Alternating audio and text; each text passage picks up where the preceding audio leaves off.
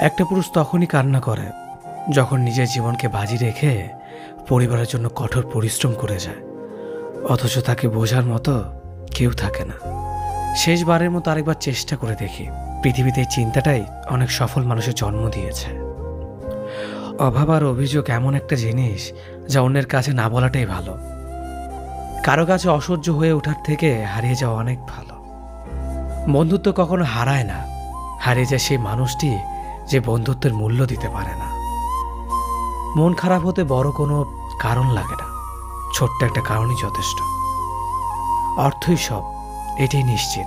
অর্থ থাকলেই মনে শান্তি থাকবে। মানুষ পরিস্থিতির কাছে সবসময় অসহায়। মানুষ ইচ্ছে করে কখনো কষ্ট পেতে চায় না, কারো কাছে লজ্জিত হতে চায় না।